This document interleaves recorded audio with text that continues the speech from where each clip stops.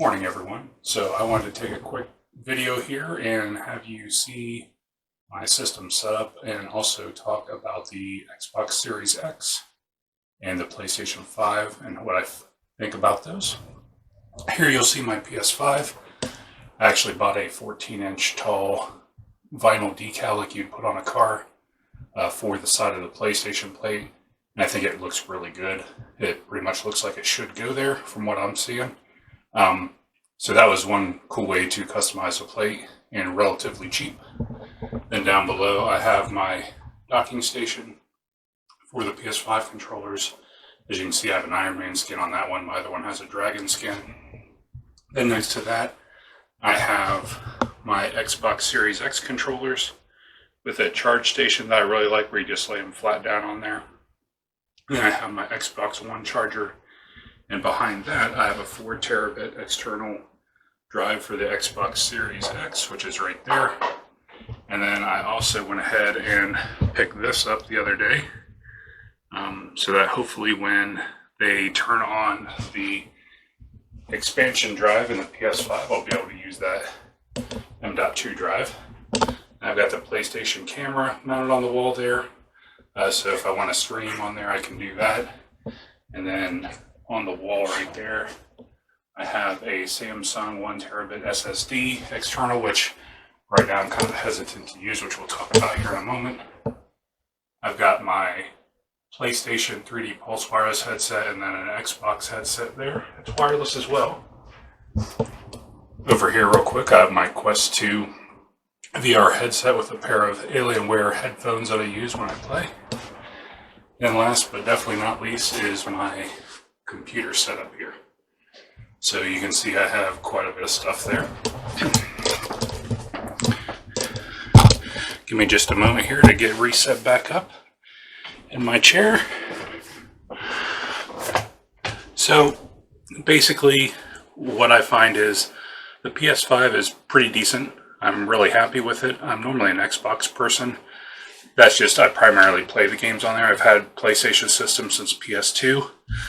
The only thing with the PS5 is I wish it would have released with less bugs, less things not enabled. So it'd have been really nice if they would have had the M.2 drive expansion slot for the SSD enabled with at least a list of a couple drives. The one I got is supposed to have up to 7 megabyte read and seek.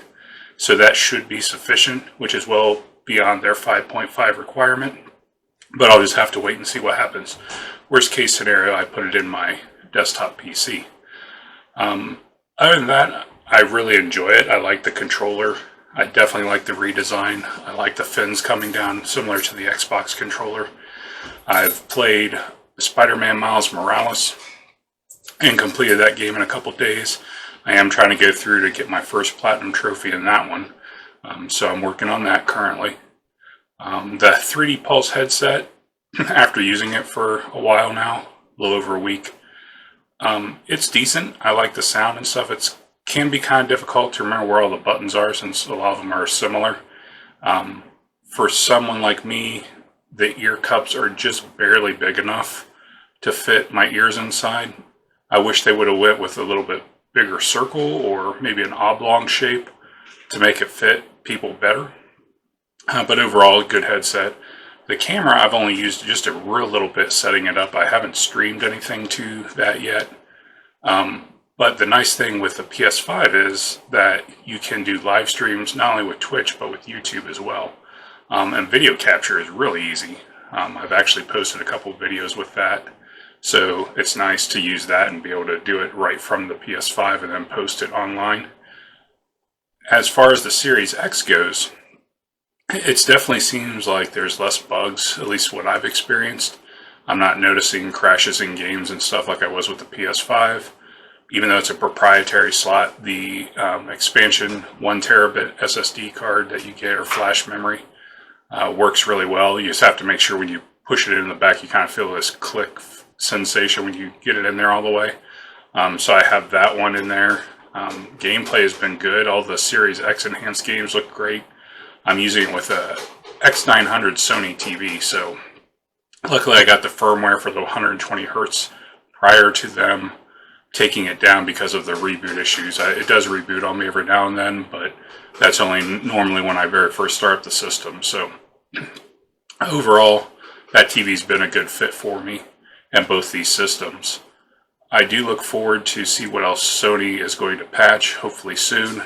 I know that by default the 3D audio for TV speakers and such hasn't been enabled yet by them, but it does work for all the various headsets and everything, so that all seems to be going well.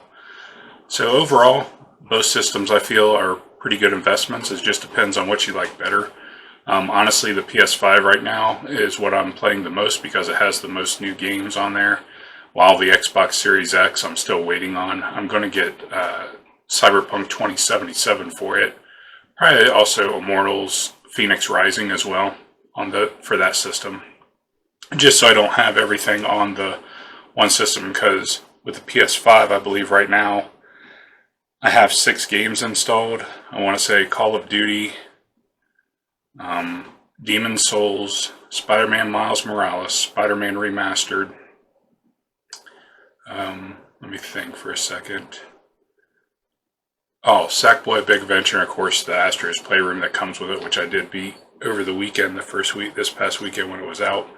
And I believe I'm sitting at around 156 gig remaining on the internal storage, so I mean it's not a bad amount of space, but I could maybe fit one more big game on there or a couple smaller games. So one game I tried to look at to do a review on, and I just couldn't get into, is Bug Snacks. It's free currently on the Plus store.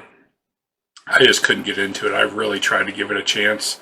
For me, it's just, I don't know, it's a little bit too silly, I guess. I like adventure games and questing and that sort of thing, but I just couldn't get past what that game is. So unfortunately, it's one that I did remove from my system, even though it didn't take up a terrible amount of space. So hopefully you guys enjoyed the video, some of my insight on the systems.